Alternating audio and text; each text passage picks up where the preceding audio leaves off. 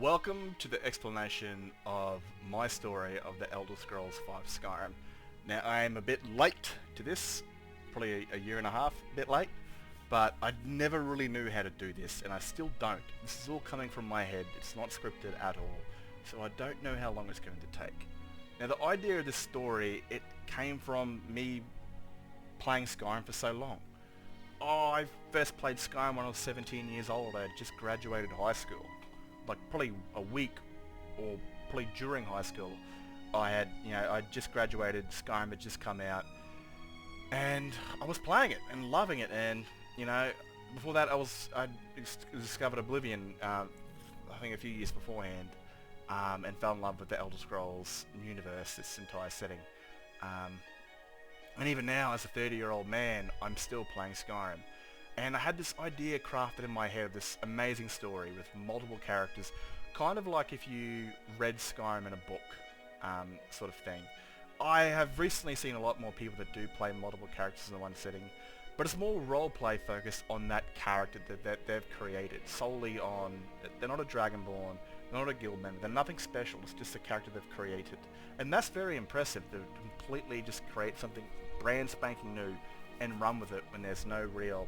It's kind of just a character out there in Tamriel, out there in Skyrim, doing its own thing, no allegiances, no nothing, and I love that. But I wanted to make Skyrim's story a lot more expansive. That still keeps the feel of it being the Elder Scrolls V Skyrim, but again, expanding it and making it 10 times better. The idea of games, especially Bethesda games, is that you're thrown right into the deep end straight away. And not just that, but you are kind of that one person that does everything. The world is your canvas and you're there to paint it. But again, those are kind of very limiting when it comes to stories, because again, books and Bethesda games are very different. A book is a straight line, and a Bethesda game is very, very sandbox. And even to this day, I don't think one of us after 13 years would ever have the exact same playthrough, even especially not the same characters. I mean, that is the brilliance of Bethesda games being so sandbox, is that nothing at all would be in line with anybody else. Our games are our own path, our own stories. And so, again, I did look through and I did think of these ideas on how to play multiple characters while making Skyrim still feel and be Skyrim. It's still the very essence of Skyrim, but being, I think, way more expansive and way better. And I kind of want to explain the stories and the characters right now, to kind of, if you're new or if you're a fan of the channel, to kind of explain their roles and kind of the world building, characterization of all this sort of stuff. So I don't know how long this will take, but if you enjoy this sort of stuff, I guess get some popcorn, enjoy the journey. Might take an hour, might take less, might take more, I don't know. But we're going to explain the kind of story, the setting, the world building, and the kind of, well, the way that I kind of made it all make sense, because it's kind of hard to build a story that's centered around one character to do everything, to then make many different characters and make them all make sense and have their stories validate each other and stay at least authentic to the game. Anyway, let's get into it. Now it all starts off with Cecilia. My very first Bethesda game was Fallout 3, but my very first Elder Scrolls game was Oblivion, and I absolutely loved it and still think it's better than Skyrim today, even though I play Skyrim. And I really wanted a character that brought a piece of me from Oblivion to Skyrim, and this is her. Now, we're going to see a lot more of her eventually when Oblivion comes out and I get to play it a lot more, and within a few years. And I eventually do want to redo her chapters and even add more episodes in between, kind of her story, to do that. But firstly, I do want Oblivion so I can get some footage from her past, or the character that she followed, and that sort of thing. So she's kind of a prequel and a sequel. She's, this is a prequel to Skyrim, but also being a sequel to Oblivion. In Oblivion, the main goal is to stop Miriam Stagon from destroying the world. And he's got a cult called the Mythic Dawn that support him. Now, at the very end of it, you kill a lot of their spies, a lot of their agents, and all that sort of good stuff. But what happens to all them? Well, it led me to think that the new Creation Club mod, I forgot what it's called, the Cause, was a perfect example to change it from this reborn of the guild, of this cult, to make it the survivors of the cult. That maybe the very end of it all, those that were discovered had fled to Skyrim to build one more gate to escape into, or to help Miriam Dagon's forces re-enter Tamriel. And Cecilia, her story is quite inflicted in Oblivion, where she lived in Kvatch, was an Imperial soldier, and was found by the Crusader and followed him. And so she lost loved ones due to the Mythic Dawn's betrayal and all that sort of stuff. And she's become a vampire in the later years, a few years after the Oblivion Crisis, and again she's tracked him down, she's butchering him.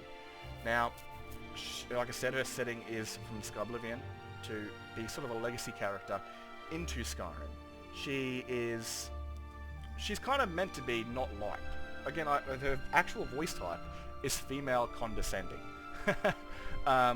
And that's kind of the way I wanted to build her, because when I eventually do get around to Skyblivion stories, she's going to be a completely different person. She's still going to be condescending, she's still going to sound the same, somewhat even look the same to a degree, because all the shit that's happened to her has kind of turned her into a sort of a angry person, and then quadruple that, the years she lives in Skyrim.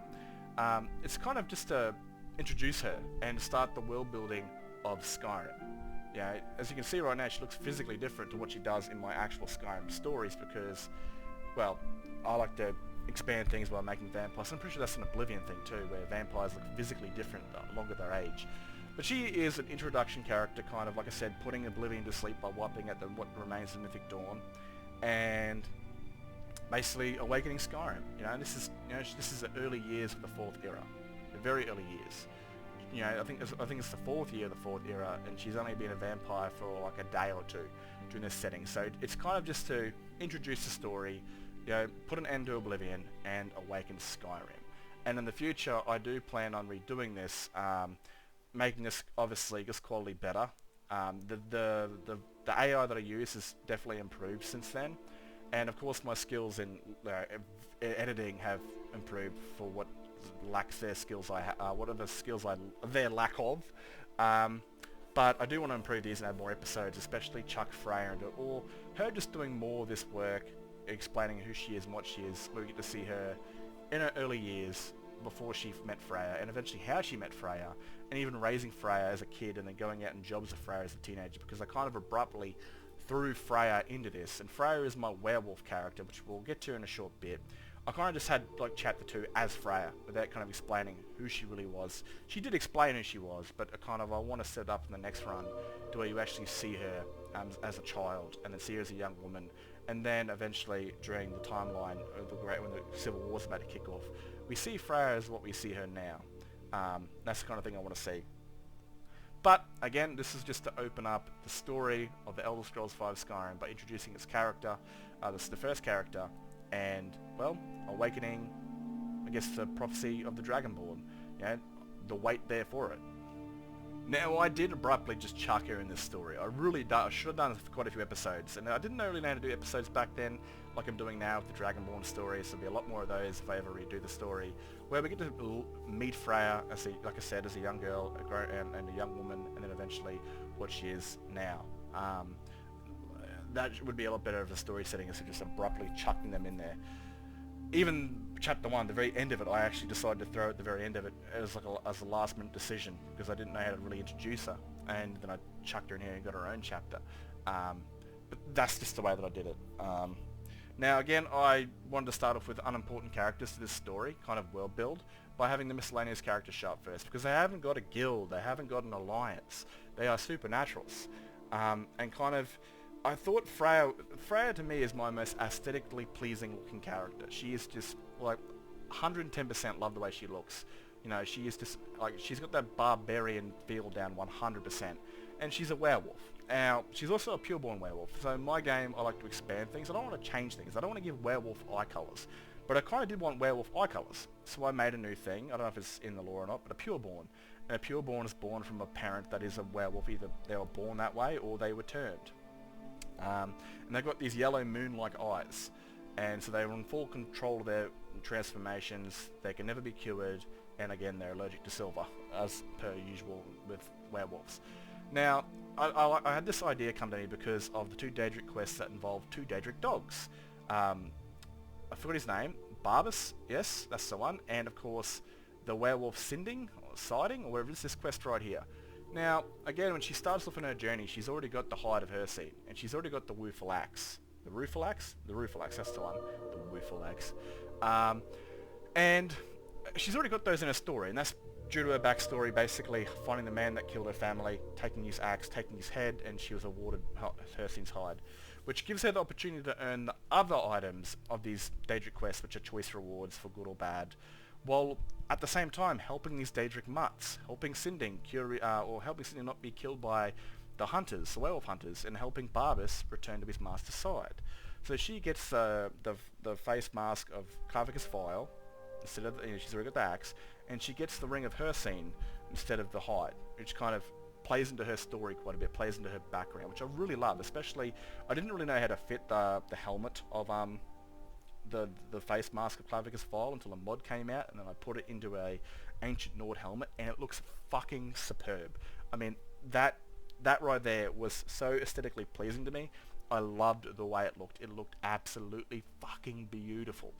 With this golden face mask and an ancient Nord male helmet, it just looks so sick, and I love the way she looks. And if she dies in my story, man, it's gonna fucking break my heart. I will have to take a few days off Skyrim to like think of it. Like, that will fuck me over, man, because she is my most aesthetically pleasing character ever.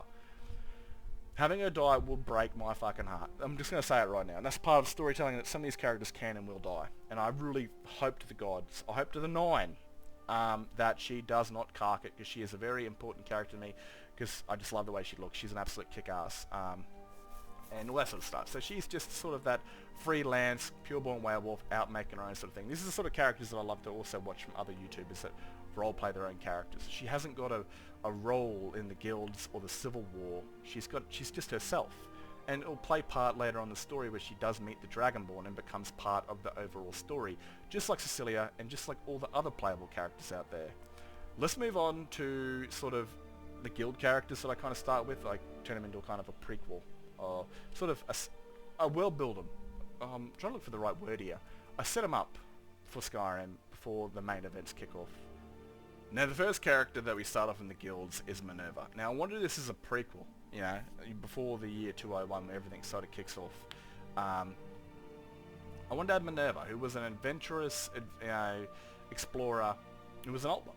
Now, again, if you're new to Skyrim, Skyrim's your first sort of Bethesda game, you know High Elves to be assholes. You know, mainly because the Thalmor give them a bad name. I didn't want her to be that. I wanted her to be a free spirit, you know, have the heart of a Nord and the ears of an elf. She just likes to, she wants to go out and explore the world. You know, but she's also magically, very magically talented, naturally born destruction mage. And the thing about that is that she's also loves to unearth things, like ancient secrets and stuff like that. So she's an explorer, an archaeologist, a bit like Lara Croft in a way. She likes to raid tombs. Not steal their shit, but unearth secrets and all that sort of stuff. She's a very adventurous person, very adventurous, loves to adventure. But yeah, I started her off, and she's designed to be my mage character, but I couldn't just make her, you know, the College of Winterhold Archmage straight away. I needed to world build her, and so I chucked her into the year 199, a couple of years before the whole shit hits the fan in Skyrim, before it all goes to the absolute shit, the three troubles. And I kind of really wanted to work her into it. I didn't exactly know how to, but eventually it's a sandbox game. I had her basically do the whole idea of it was just maybe start with the Dawnguard add-on quest for the Ethereum sort of stuff, and that's kind of what she did. She wanders her way around Skyrim because she's a big fan of the Dwemer. She did go to High Rock and Hammerfell and explore the Dwemer and all that sort of good stuff. And that just kind of, you know, made her have a serious love for Dwemer Ruins, and this is what she does in Skyrim, which eventually leads her to Winter. Now, during winter, it's not a very safe place. Skyrim is a very dangerous place, but it's very beautiful. But when winter comes over, it becomes extra hostile, and it's not very safe for a person to be traveling the roads during the freezing cold, and, you know, during the dark Skyrim weather, or just like the longer nights of winter.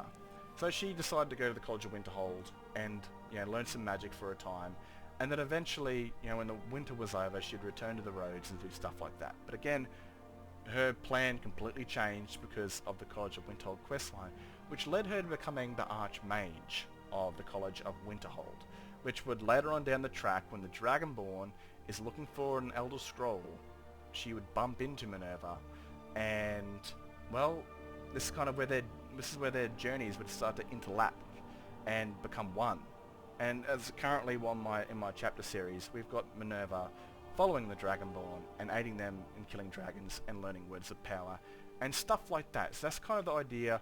If for each of these guild characters, not just because again, like I've said in the past, and even in this video, the guilds are designed for just the player, the last Dragonborn, to run through, complete, gather the stuff, and move on. You become the leader of them, but you don't ever stay there. Like once they're complete, you piss off. You go do your own thing, right?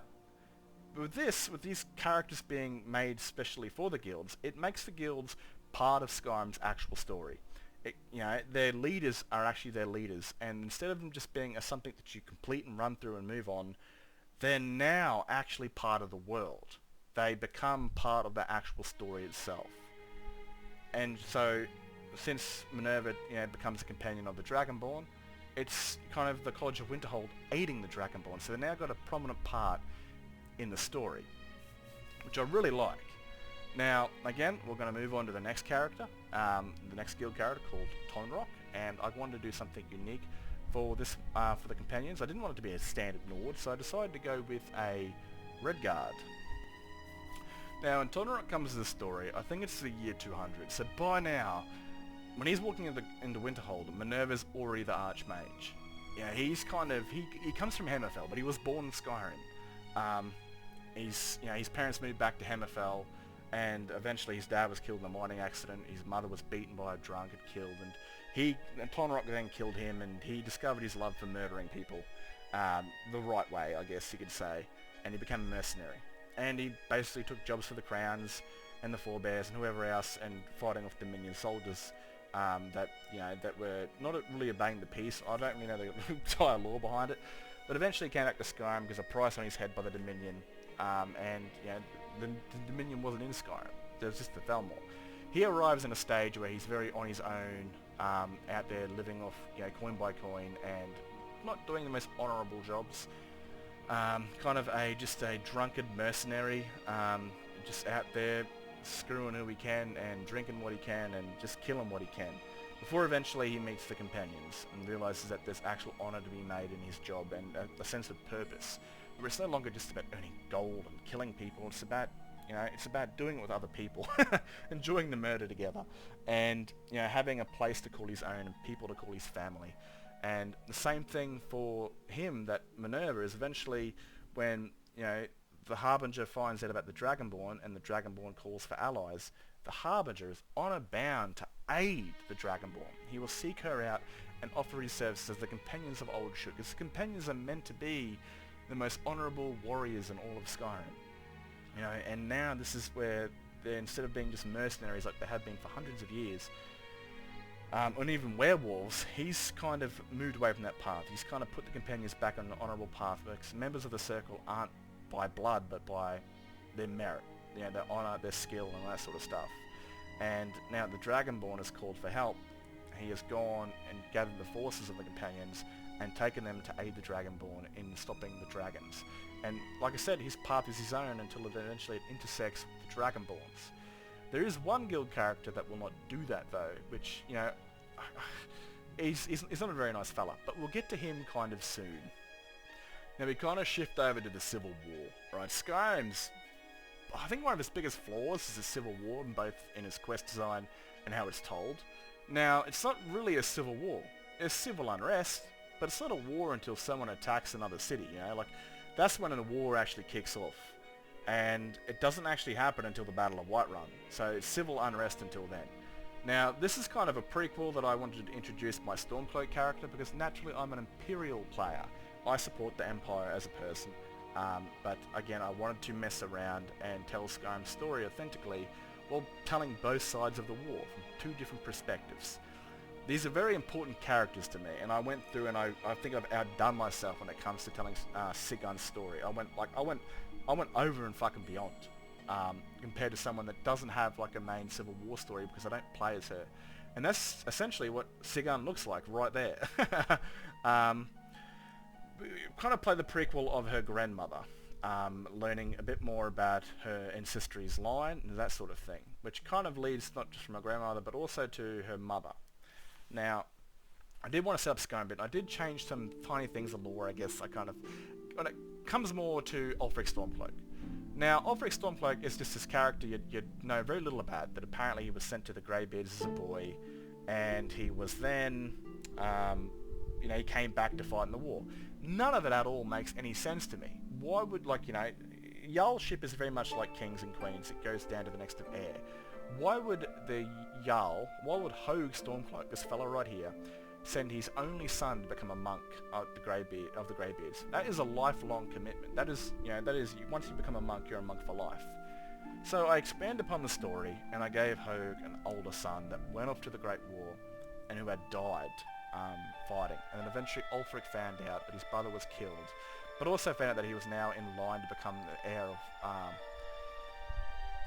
of Windhelm, and went to war, which kind of expands, it changes the kind of storyline that he went to war when his brother was killed. Now, again, we're introduced right here to Morana Bearclaw, who is only a girl at the time, and this is Sigund's mother. Sigund and Brianna's mother. This is kind of the story of how they came to be. And like I said, I went above and beyond with this, and I know I'm gloating here and big note in the hole, but this was like extra level sort of shit. These two guys right here, I kind of forgot to remove the 30s, but these two actually become companions to Sigund in the war, and they both actually died, and their daughter, who was named Tova after the woman they fought with for so many years, is still alive, fighting with Sigund and the Dragonborn at this current time, fighting the dragons. But yeah, I wanted to go through and tell Ulfric's story, Morana's story, Sigund's story, and Tova's story all in this one chapter, kind of before the awakening of the war sort of thing. Now, there are spoilers for this, of course. I'm just going to say it right now, because if you're a fan of the series, you already know. Sigund and Brianna's father is Ulfric Stormcloak. And it's not really meant to be known, the whole entire idea of that. As I thought to myself, why is this dude 50? He's got no bitches and he's a Jarl, and he's got no heirs. I mean, it makes no sense unless he's fucking up behind Trollbane, giving him his Trollbane. Unless he's a gay man fighting for the rights of all Stormcloaks, or all Nords out there. I don't know. So I just thought it'd be... I made a new character called Morana, and that's her to the left again, as a grown woman, who eventually goes to become a guard of Windhelm, and her skills are noted by Hogue Stormcloak, and when Ulfric returns, once he finds out that his brother has been killed, Hogue assigns his best guard to become his housecarl when Ulfric says he's going to war to avenge his brother. And this is kind of how they meet. This is how Sigund and Brianna are brought to life by the events of these two, and they fight throughout the war together. Now Brianna, Nords and Vikings, same sort of people, inspiration. They're basically, Nords or Vikings earned their last names, they earned their last names. But, same thing with the Nords here, so she earned her last name, Morana Bearclaw, by being the right hand or the left hand or whatever of Ulfric Stormcloak, by being his shield and his blade. And that's how she earned her name, and then her daughters took her name. Now Morana here, she dies giving birth to twins. Again, childbirth before all this science was a very dangerous, life-threatening thing, and a good number of women that gave birth didn't make it through, especially when you got twins. I mean, that's fucking twins. That's a guaranteed death sentence. So we've already seen that in Skyrim with the two children in Rorikstead called Sissel and Brita. I don't know the other one's name, but their mother gave birth to them as twins, and she died giving birth to them. So it's a very dangerous game, which, again, this entire thing right here was to introduce Tova as a character, the creation behind what will become Sigund and Brianna, and to expand upon Ulfric's story, making it a bit more, I guess, book-worthy, a bit more that makes more sense into why he's that age, why he's got no kids, apostrophe marks, or quote marks, sorry, and just expand upon his character while doing that with so many other different characters. And that's what I kind of love about this entire thing. I really love this entire prequel, that it got to show a different side of Skyrim, and it got to expand upon Ulfric's story. But anyway, we're going to go into probably the Civil War right here, kind of where it starts to kick off, and then we'll get into the other guild characters and the kind of settings of this. Because like I said, the Civil War hasn't happened when you start Skyrim. It's civil unrest. The Civil War, both sides know the Civil War is coming. It's guaranteed. it just hasn't really kicked off yet. It is the calm before the storm. It is still civil unrest, but it is not yet full civil war. Now I start my Civil War progression on this story as an entirely different character, a brand new one, the niece of General Tullius, Marilia Tullius. Her family was killed during the butchering of the Imperial City, with Lord Narafin that basically sacrificed her entire family and many other different Imperial families to the Sublivian cult sort of thing. And you can see Senturos in the corner there is just an ordinary Imperial soldier. He's nothing yet. Now I didn't really know how to start the Civil War as Senturos. It made no sense because it's a very important mission they send you after. Like I said, the Civil War is coming. It's absolutely coming. There's no stopping it whatsoever. And the entire point of this is getting ready for it. You know, the Imperials know it's happening. You know, Ulfric has killed the High King. That is a serious act of treason. But he killed the High King on his own as a Jarl. His men didn't do it, so it isn't a war yet. But they know the war's on the way. You know, his men will support him and fight and kill for him, and like they've done already on the roads and in different territories. So I created Marilia to be sort of this unique character, like the head of the Imperial Vanguard, the niece of the general, and she has been given orders by Legate Ricca to basically take over the nearby fort to station their position in this territory. I don't know how to really pronounce it. I can't even pronounce the whole. I'm just going to call it the Solitude Territory. And that's what they're doing. They're getting ready. They're sorting out. First they need to build the defenses at home, and then they need to go and get Whiterun. So this is what they're sending her off to do. They're sending Marilia because she's one of the best soldiers, trained by the best gold could buy, and she's given a bunch of soldiers to send off to Fort Haragstag, I think it's called, and to kill at the local bandits, which they think is just a bunch of random bandits, but a lot of them are actually veterans and trained soldiers. And well, one of those soldiers with her right now was a prison guard that was actually there at the execution. We saw him, that was Senturos, who's actually gone with all these Imperial soldiers to go and clear out the fort. Now they're going there just casually thinking it's just going to be a few bandit kills, blah blah blah.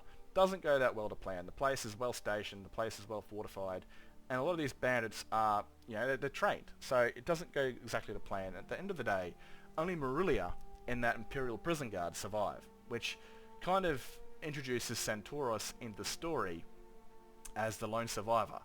Now, he's the only survivor that survived and helped Marilia Tullius take over the fort. His name has crossed the lips of a Tullius. Now, when she returns back after the success and almost near failure, she informs her uncle, who is the general, of a lone Imperial soldier who had just survived this slaughter and helped her live.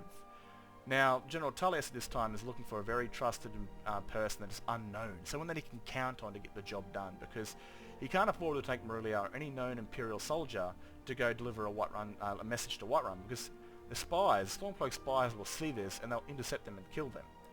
Having this person just fell right into General Tullius's lap. This soldier, this common soldier, just survived, an absolute, near-death experience and was quite skilled at their job. An unknown member of, an unknown person. And so after his success and surviving, basically this General Tullius has contacted him through a letter telling him to meet. And this kind of just opens up Senturos' story completely. He has just survived, all the odds were against him. He's unknown, he's now in the ears of General Tullius, and General Tullius will send him on a test. That test is to see if he's worthy of the mission, that, see if he's as skilled as Marilia basically said he was. And he sends him off to find the Jagged Crown. Now Senturos succeeds in that mission by getting the Jagged Crown and returns it to General Tullius, which pretty much provides all the proof he needs to say this guy is what we need to go to Whiterun. He's not known, well, he's kind of known, but he's not known enough for the spies, for anyone to know who he is. He can get into Whiterun without any sort of trouble and deliver our message, which eventually kicks off the war and, starts the shit.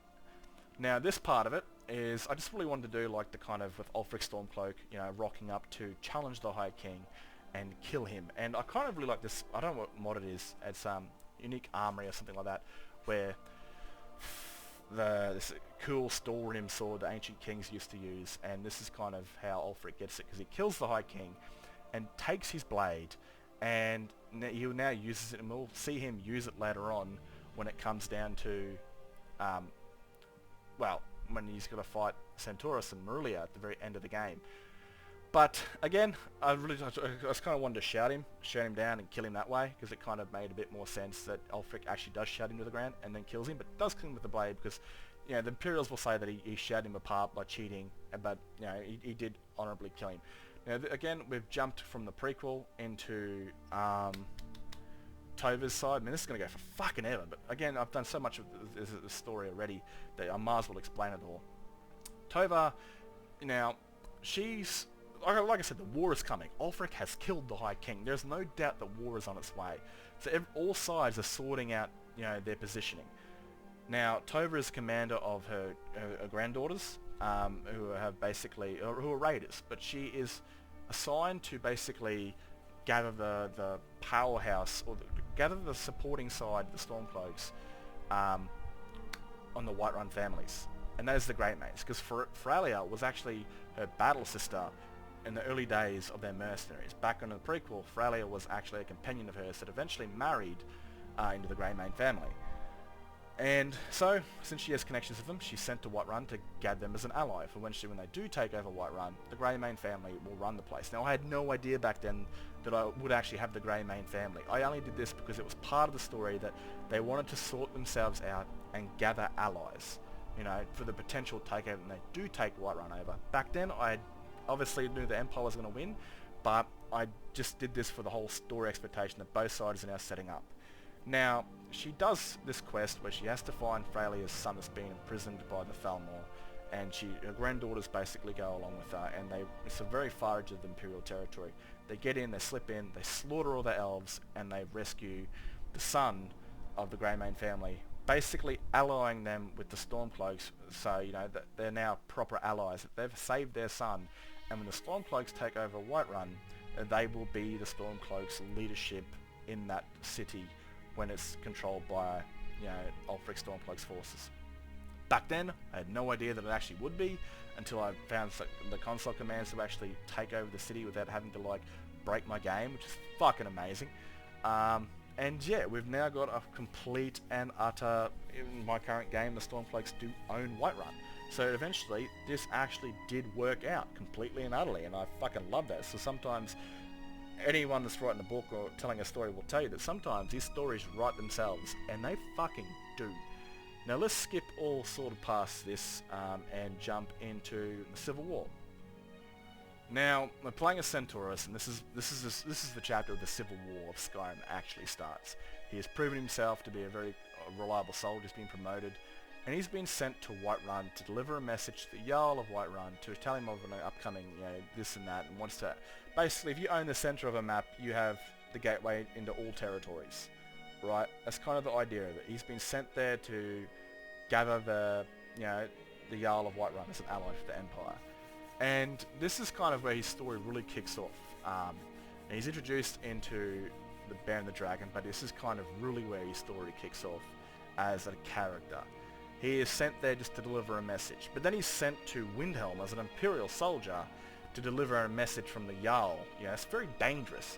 And then when he returns, you know, the forces that he had and the small forces that Legate Ricka brought with her and the Whiterun Guard have to defend against a horde of Stormcloaks. And this proves his reliability. This proves he's properly and absolutely skilled in what he does, which kind of cements him as a very known Imperial military figure, as a Vanguard. Now, the Vanguard in my game are a new thing. From a bit of ESO lore that I took, or that I created, that the Vanguard were a unique military branch that is the front line, that is, you know, like, they basically are I can't think of the fucking word, man. They promote the soldiers pretty much. They make them feel better, and they bring fear to their enemies. They rally the soldiers together and bring fear to their enemies. They are a unique unit. They are the front line elite soldiers, both intelligent and very fierce in fighting.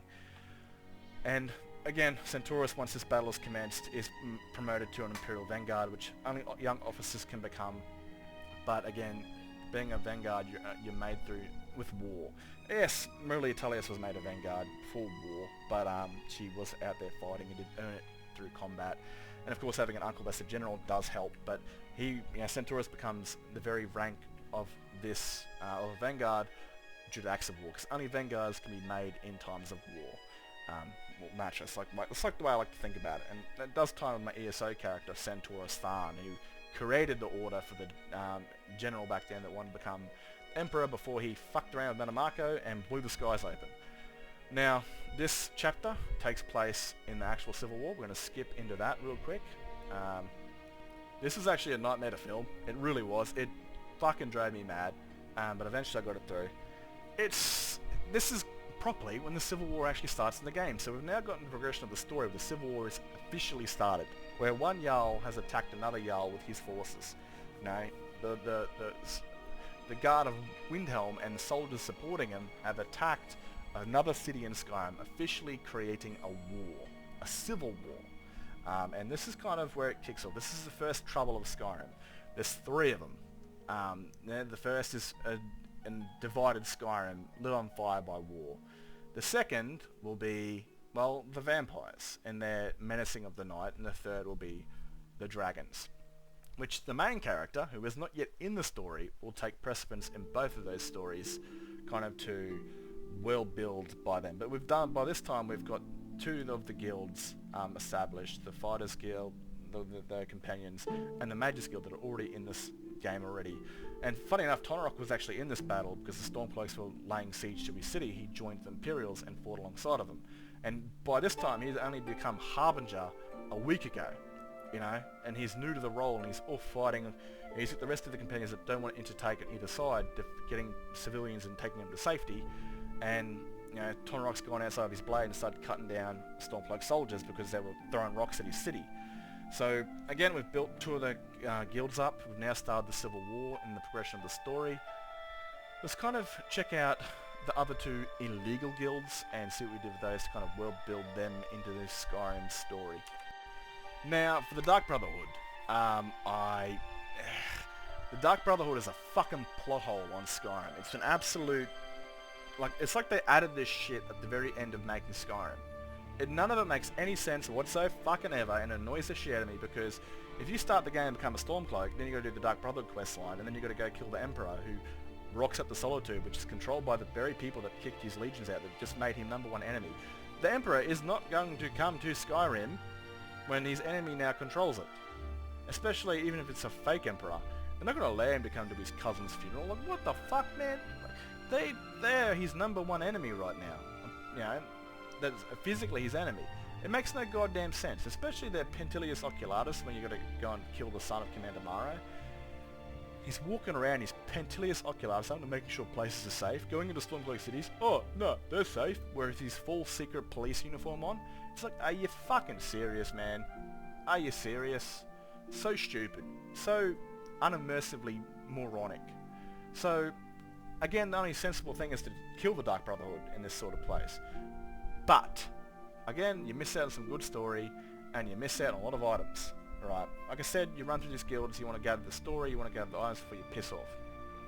Now, I decided to make a brand new character that's also from the ESO timeline, as the last remaining Tharn, Aurelius Tharn, or as he's come to calling himself, the Contractor, who's a vampire that basically joined his, quite a few of his family members in ESO by joining the Worm Cult. And he became a vampire to basically, well, become undeaf, just like what the whole entire Worm Cult's all about. And he became an assassin because he's part of the family where sort of sneaky, political, infiltrating sort of types, because he's part of the Tharn family. Like, back then there was probably hundreds of them, like a massive powerhouse of a family.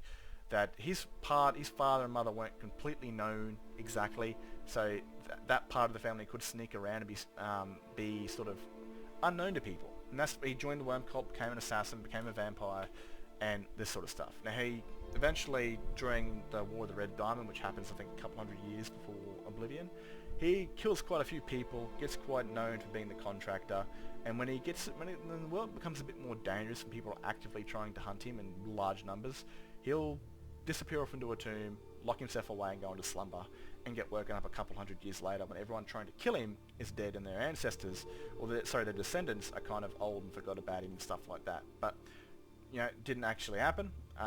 He was going to get woken up around the Oblivion Crisis, but again, the vampire responsible to waking him up was killed, and he didn't wake up. And eventually until, the the coffin that he was sitting in fell off the wall and woke him up, pretty much. And he's woken up just during the time of Skyrim's civil war kicking off. And again, he realizes that the world he's in is completely changed. But the best place for an assassin to operate, best place to really earn his name, to just put some fear back into the name of the contractor, would be in a place like Skyrim, because Skyrim is in the middle of a civil war, and that is perfect opportunity for an assassin. So, like I said, I didn't want to destroy the Dark Brotherhood because I just thought it was useless. There's nothing really much to do there. Would have been something Senturos would have done. He would have probably killed the crazy old bitch at the orphanage because he was an orphan at one stage and saw how cruel she was, and in a fit of anger killed her, but woke up while being kidnapped and killed Astrid. But I didn't like the story, but again, like I said, I wanted the Dark Brotherhood to be part of Skyrim's story. All these guilds are meant to be part of the story that I'm telling. This character, this guild character, will be the only one that does not join the Dragonborn at all. He's a bit different. All the others join the Dragonborn. They have a role in following the Dragonborn story. He's a little bit different. He kind of puts to sleep a certain quest line. Maybe kind of puts to sleep Skyrim's story in a certain way. That is for a later date to discuss, but his role is to kind of close the book. And open it to an entirely different place where we are right now, and the mod is finally completed. Because this is Bruma in the mod called Beyond Skyrim Bruma, which is a pre-release for Cyrodiil, and Cyrodiil could be a couple of years out still from this point of the video. But again, it's kind of closing that book on Skyrim's chapter and opening up to Cyrodiil's chapter. Now, like I said, he's a bad character. He's not good at all. He tried to aid in the destruction of the world beforehand with the plane mold, and he's now in Skyrim killing people for fun, gold and fear and that sort of shit, and that's kind of his essence. He will not join the Dragonborn at all. He doesn't care about the end of the world. He's already tried aiding a Daedric prince in destroying it beforehand, and he doesn't care about the dragons. I mean, the worst thing that would happen to the dragons, one, he'd become a goddamn dragon cult leader, no doubt, but he is a foul sword. But let's jump into the other illegal side of the guilds, the Thieves Guild, and learn a bit about their story and the character that creates it. Now, for the Thieves Guild's character, I wanted to tell a sort of a mature story of a young woman, a Nord actually. When you think of like rogues in Elder Scrolls, you don't think of Nords. When you think of a Nord, you think of a big axe-wielding, crazy bastard, just a warrior. And I thought it'd be a bit more unique to make, the Thieves Guild an actual inhabitant of Skyrim and make it an actual Nord, a rogue Nord. This is kind of a sad story for her, but again, it's just the way it is. She grew up in an orphanage, she ran away as a teenager, and she became a bandit, and eventually her group that she creates in her years of banditizing is killed by a certain other character that we've discussed when we first started this video, and leads her into the path of being jailed, and meeting another character that we discussed that was a prison guard. This is kind of a prequel. This bit right here is kind of exploring what happened before the Great War. This is her story beforehand. Now, I really like Topher because she's a unique character. She's not bad, but she's also not good. She's a thief. She wants to earn money. She wants to be rich. But at the end of the day, she does join the Dragonborn. Doesn't join her as Topher the fox. She joins her as the Nightingale. Sort of the Nightingales are, well, they're pretty much unknown individuals, and that's the safest bet for her to join this crew, because this crew has Imperials and Stormcloaks, and either one of them is going to end up winning the Civil War. So she joins the Dragonborn as this unknown. So people don't know who she actually is. It kind of gives her this alternate persona too, as she's not Topher, the fox aiding the Dragonborn. She's the Nightingale. Which I like that. I like that a lot. Now, she doesn't join out of the goodness of her heart to want to save the world. She joins because dragons aren't good for business. If dragons start burning down the world, there's no gold to be made. And if they take over, then there's certainly no gold to be made. She'll probably be sacrificed or killed or whatever. So, she joins up the Dragonborn, and basically that's kind of her thing. Now, like I said, I want all these guilds to be part of the actual game world, part of the story. So having these characters that commit to these guilds, role-playing to these guilds, and become their leaders, does make them actually part of the story. And this is what I really enjoy about this, is turning something that you just run through on a playthrough and move on and forget into something that's actually part of the actual world. And I really, really like that. I mean, it's turning something that's just meh into something going, oh yeah, like that's kind of what I love about it, pretty much. So that's the way I like to approach all these. But Topher, she is not part of a good group, but at the same time, she's not evil. She does participate in aiding save the world, basically for her own good. But recently, with one of her chapters, she's opened up a little bit the Dragonborn, which is kind of cool, because I didn't really think I'd actually do that. I think I'd kind of keep her as this like masked Nightingale forever, that no one really knew who she was. But again, I do want to add personality to these characters while they follow around the Dragonborn. I want to express who they are and what they've done and who they've been around each other. And it's just not going to be fun if she's just this Nightingale that says nothing, does nothing the entire thing. Or what's the bloody point in having her around if she's just going to be, well, essentially the player, a muteless moron. But yeah, she does aid the Dragonborn. So and there is good in her soul, but she's been through the rough house. She was adopted. She wasn't adopted. She was thrown into an orphanage as a baby. She left when she was a teenager, became a bandit. Her entire crew that she made was murdered and killed. Well, I wouldn't say they were murdered. And then she was imprisoned and raped and abused by Imperial soldiers for a year. And then she's kind of betrayed over and over and over by people. It kind of gives her a dim look on life, that life was certainly not fair to her at all. And I really like the future scene where they're actually on rest and Cecilia comes up and just obliterates a man. Like that was a last minute decision. That was one of those bits where the story kind of writes itself, and that was fucking awesome. Like trying to kill Cecilia while dude, it was just like, it made me scared when I saw Cecilia just come out of the darkness and just slaughter everyone. Like it made me genuinely go, holy fuck. And I love that when you feel the emotion that maybe others will feel when they're watching this series. But that was good fun. And like I said, now she's following the Dragonborn as the Nightingale instead of the boss of the Guild, which makes a lot more sense immersively, because you don't want people knowing who you are, especially when the Dragonborn's best friends are actually Stormblood Soldier and Imperial Soldier, because either one of those is going to win. It ain't good for business if the military figure running Skyrim knows who you are. So we're going to move on and get into a bit more of the, I guess, the Dragonborn, to kind of will open up her story after we've basically world built and character built all these stories for the Elder Scrolls V Skyrim. I really should have called this chapter just Origins, so people didn't exactly know who the hell this character was. That would have been the best bet, man. It's too late now, but if I ever redo the story and I get a bunch of new fan bases, I'm just going to rename it Origin, because you're not going to know who this person is. A brand new face, woman, no idea who the hell she is, but maybe the armor design might give it away, because I built that armor to look like the trailer Dragonborn character, but with a female. This was a big moment for me, of course, because this is the very first story I did years ago, where I actually voiced it, where I told the Dragonborn's original story. It's the kind of story you think of in your head when you're making your character. You think, where'd they come from, who were they, blah, blah, blah, blah, blah, blah, blah. You create all this shit in the back of your head, and physically being able to make it so other people can see it was pretty cool for me. I really loved that. That shit was, like I said, like having people physically see what I see in my head when I'm creating a character, that shit was cool.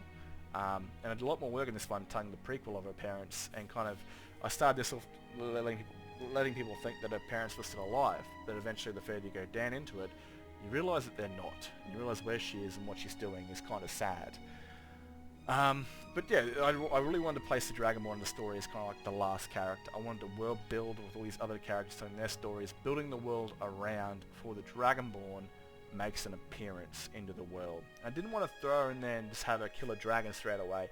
I wanted to place her in the world as just another Nord, a young Nord traveller, a young woman who's 19 years of age, naive, but wants to go out and see the world because she's got nothing to really do. Everyone she loved is dead. So she wants to go out and make her own stories, make her own family, and all this sort of stuff. And I guess she's not really liked by the fans, which is okay, which is awesome, because to me that's kind of a challenge to make people like her over time. Very much like Ahsoka Tano from Star Wars The Clone Wars, was very disliked at the start of her story, but is a fan favourite among Star Wars fans throughout, generally Star Wars fans. She's beloved. And again, that comes down to Ragni being a young woman, that most of my fan base is going to be male when it comes to stories. And we can't really mould with a female character that well, because again, we don't see ourselves through their eyes. And again, she's young and naive, a bit grumpy, not grumpy, but a bit hot-headed, I guess you could say, which, again, I want to play that character. I want it to feel... It would no point having a 19-year-old be mature and smart and this and that. It just wouldn't make sense. So, again, I'm glad she's not kind of liked. When it comes to the poll I did the other day, Cecilia and her are not liked. And Cecilia's designed not to be liked. She's a cranky, condescending, 200-plus-year-old vampire. And, again, Ragni, the Dragonborn, is young and naive. With the weight of the world on her shoulders, and she's new to the world, pretty much, having the responsibility to save it.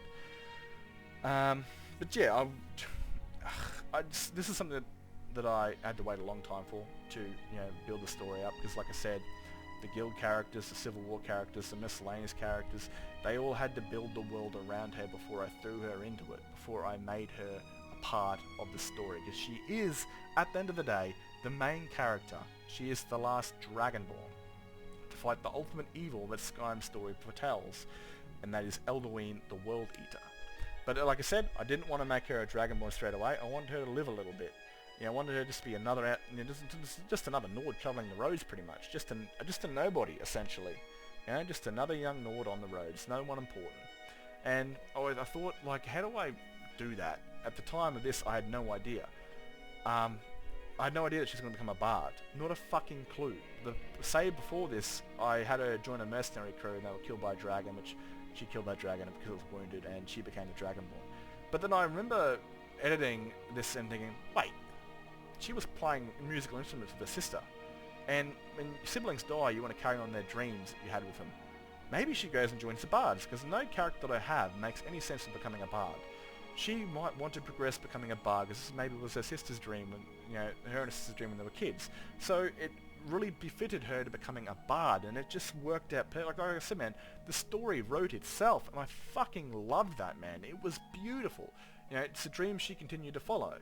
Now, her family were killed by vampires in this story, right? And it's the best way I could probably figure out how she became the last Dragonborn. Now, eventually during the winter, the second trouble comes a play. The Civil War is roaring across Skyrim with no end in sight. And the winter's coming along, and the vampires are starting to make their mark. Now, she is a young woman who wants to go out and explore the world and make her own family and make all this sort of stuff and, just travel the world. She wants to travel Skyrim first, but then she wants to, travel Tamriel. Young adventurous spirit. But sees the vampires are now travelling at daytime in large numbers, and she fears for her home, but she also hates the vampires. And she decides, instead of travelling around Tamriel during this winter, that she is going to join a fight that's worth joining. She was trained by her father once her family was killed to be a warrior. He was like a drill sergeant, pretty much. He sparred with her, he trained with her, he taught her how to survive and this sort of stuff. She didn't really want that. She wanted to grow up like any other young Nord woman. Run a farming. She wasn't born for the blade. She was born for the hearth. But it was kind of forced upon her, especially with her destiny. And then eventually with winter, she joined onto a unique group that were designed for hunting vampires. So she gets some revenge on killing these creatures that destroyed her family, but also keep everyone safe from the pain that she suffered. Which leads her to her journey of, becoming the Dragonborn. And this was actually something I did not plan at all either. I planned on her coming across a dragon that was badly wounded, so she could kill it pretty quickly and become the Dragonborn. But I did it at a stage where she was hunting for the Elder Scroll dragon. I did it because solely I did not want to meet Minerva as the Dragonborn hunting the Elder Scroll for the Dawnguard questline. I wanted it to be impactful that she met her during the main questline for Skyrim. So it had a lot more gravity towards Minerva helping her. Not just out of they're finding an Elder Scroll, let's go help them. But out of they're finding an Elder Scroll, let's help them. But that's also the goddamn Dragonborn. So what also played a part in the story writing itself is that the Dragonborn became the Dragonborn hunting for that Elder Scroll of dragons. That is like the game right there, man. The game is called the Elder Scrolls, alright? And you become the Dragonborn hunting that Elder Scroll by killing a dragon that is named after that Elder Scroll. That blew my fucking brain, man, after I even realized it. So it was perfect timing. It was like, the stars fucking aligned, dude. And that shit was like, I just love it when this story sometimes writes itself and I have no idea what the fuck I'm doing. It just happens. It's just beautiful. It's absolutely gorgeous. and all that sort of stuff. So, like I said, I wanted to build the world around her before she became part of it, and it just, all these settings, all these places, all these characters, all their stories and stages are perfectly formatted to make sure that they work together in time, on time, and don't go intersect each other and breaking the story or the immersion at all. Anyway, let's progress into kind of the Dragonborn's events and explain kind of what's happened with all these characters and all this sort of stuff once Ragni has basically joined the Bard's College, joined the Dawnguard, become the Dragonborn, and stuff like that. Let's kind of progress into the meaty part, the main part of Skyrim's story. Now, before we get into that, I kind of want to have the setting of what actually happens in between that. You know, the Dawnguard questline, pretty much you need to find 3 Elder Scrolls to read, right? Now, like I said, I didn't want to find the last Elder Scroll because I wanted to meet Minerva in the serious setting of her being the Dragonborn, not as some Dawnguard hunter.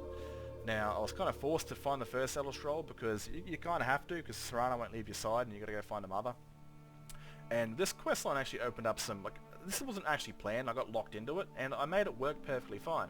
Because at the end of the day, you're sent to Oblivion in this, like, pocket realm run by these ideal masters, an unknown realm of Oblivion.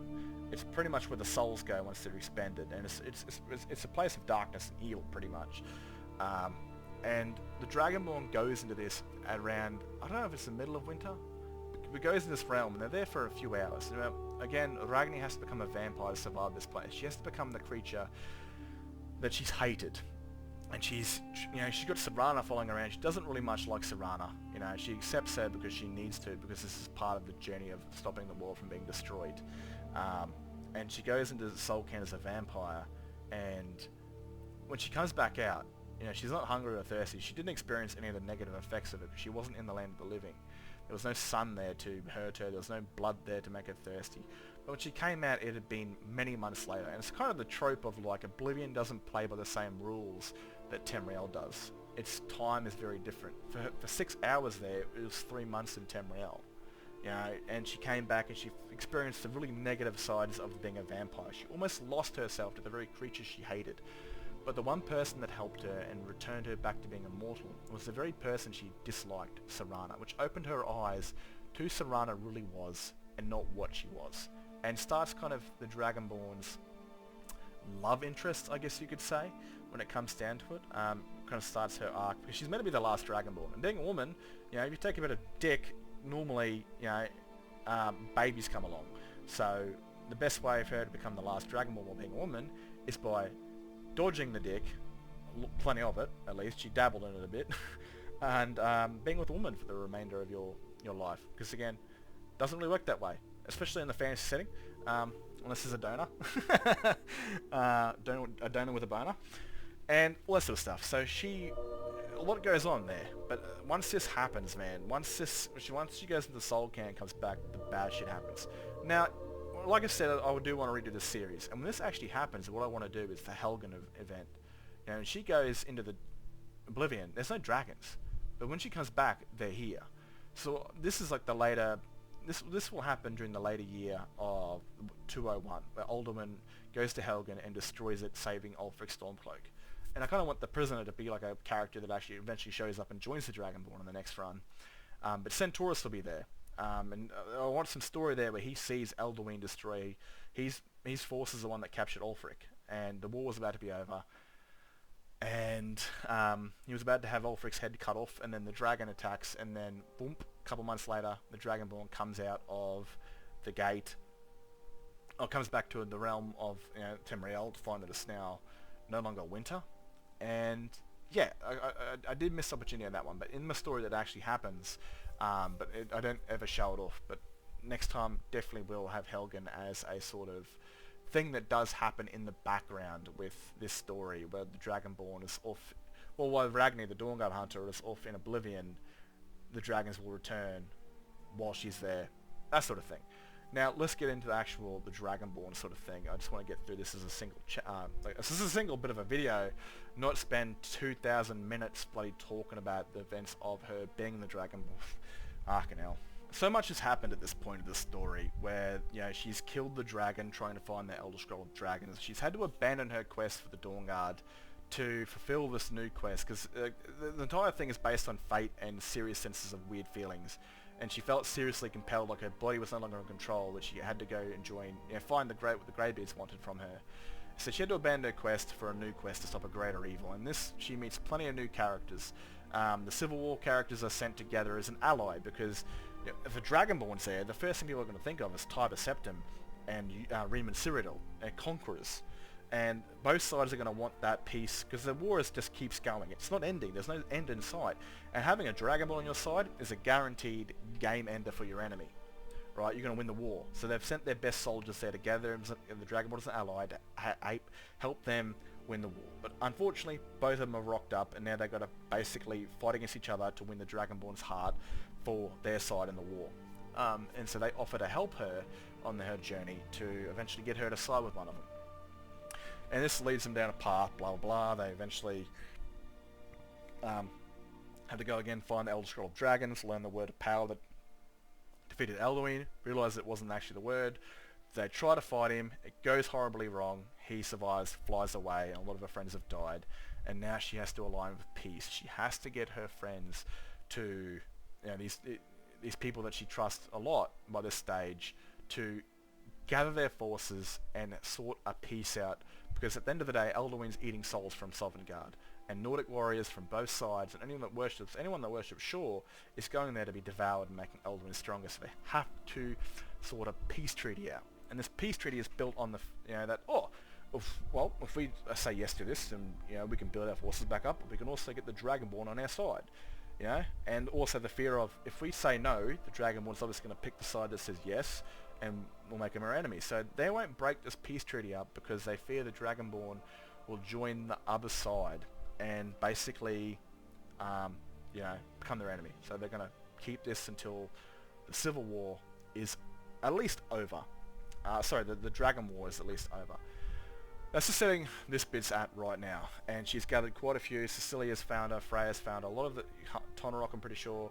This is kind of before she gets betrayed by this is moments before she gets betrayed by the Blades, and she decides to exile them. I did think about actually killing them, but I don't think that's going to be beneficial to the story, because no doubt they'll show up in the next game as the Blades, and the founding of that order would be Delphine, so there's no point murdering them. Just exile was good enough, and I think murdering for her was a bit too far a stage of her character, that she's not going to just go and murder these people because they've told her to kill somebody. She's going to tell them to piss off, essentially.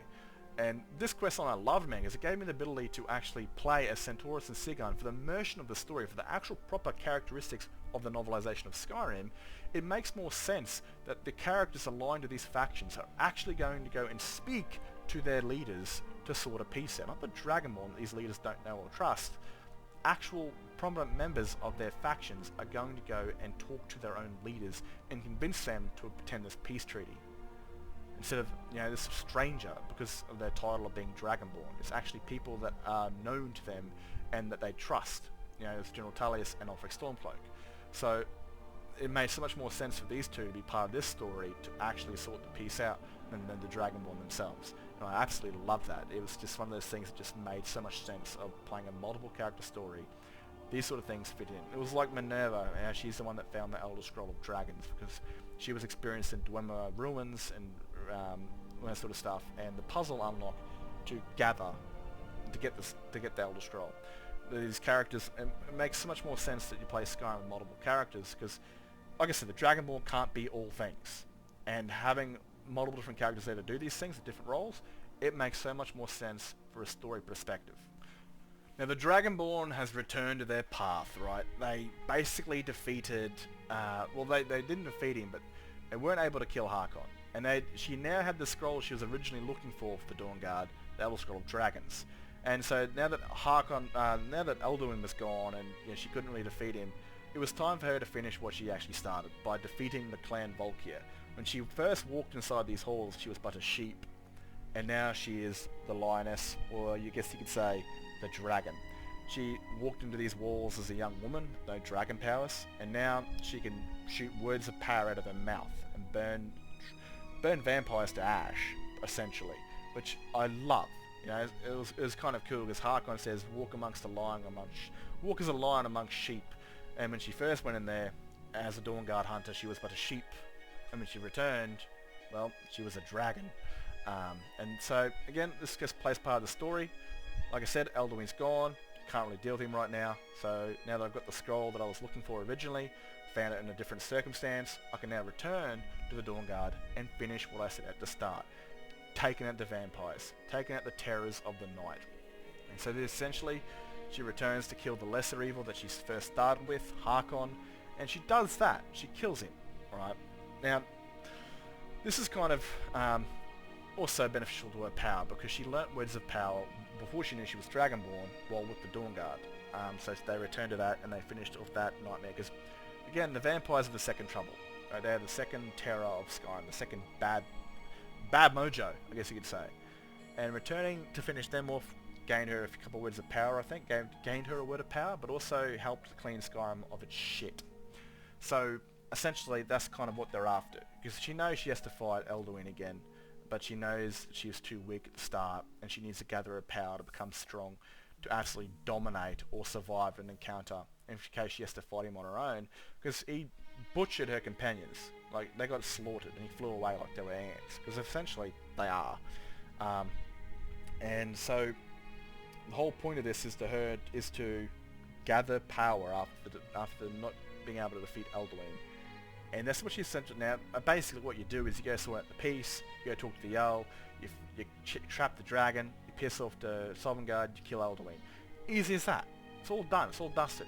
But we don't want to do that, because what we want to do is build the Dragonborn's power in this story arc, having her travel around Skyrim and do things, communicate with her team, all that sort of stuff, which I've been doing with the episodes, and build her power up to when she's actually ready. She won't learn all the words of power, but she'll learn the essential ones, the ones that when I think she's powerful enough to fight dragons on her own, she'll then know that she's ready to fight Elduin, or go trap the dragon, realize she has to do it on her own, and I don't know if she'll trap him and leave him there for a couple of weeks and to go learn new words of power. That might be an essential thing, because once she learns that she has to fight Elduin on her own, that it's essentially she'll have to get really powerful. So I might actually do that, have her trap him, and then leave him caged up, and then eventually after a month or two free him, because they are timeless creatures. They don't die of old age, and the prospect of him getting out might appease him to actually help her when she does free him.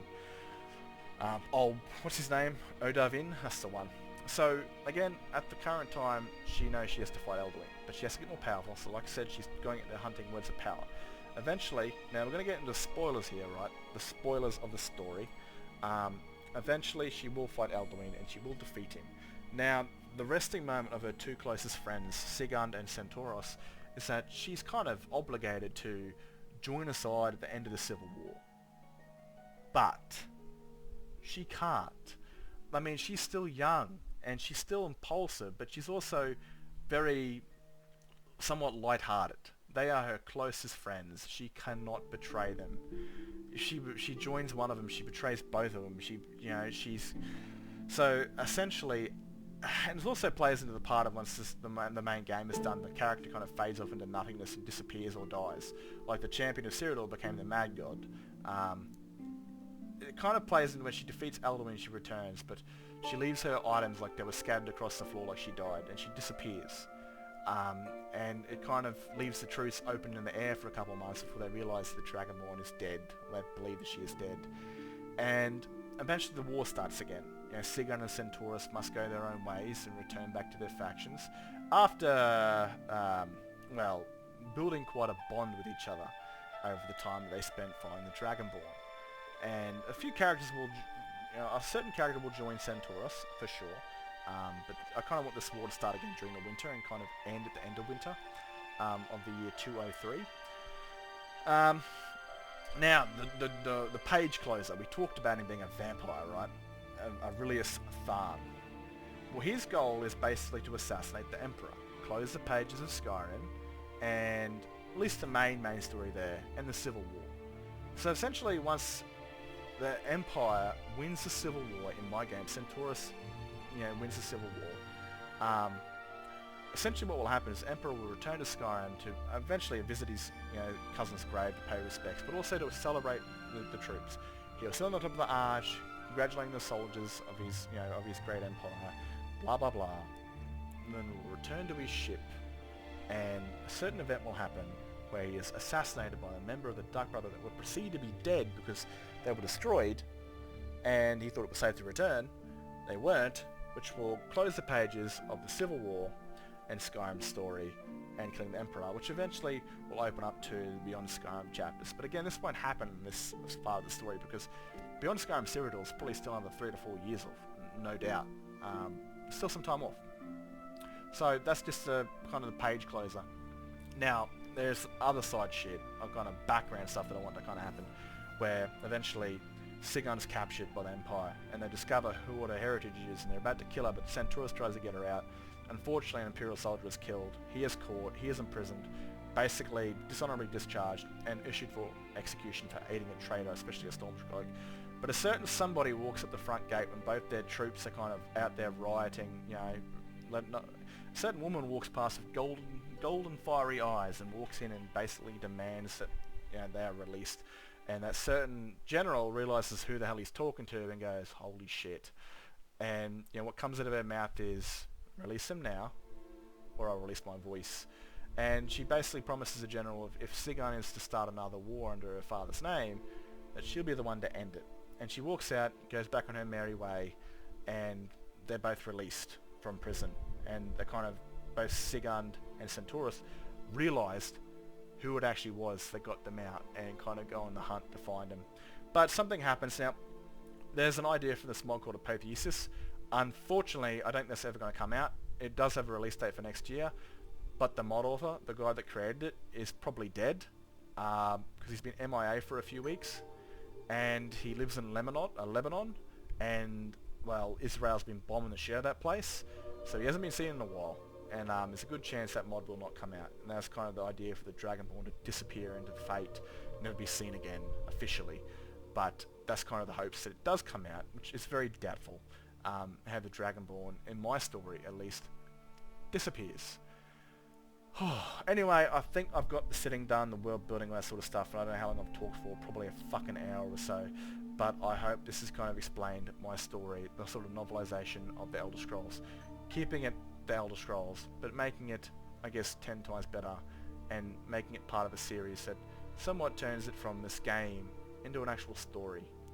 Anyway, I hope you guys have enjoyed. Let me know in the comments, because comments, well, I like comments. It's always a good way to communicate with people that enjoy or don't like this sort of stuff. Anyway, I'm out of here. Look after yourselves, and I'll catch you guys in the next video.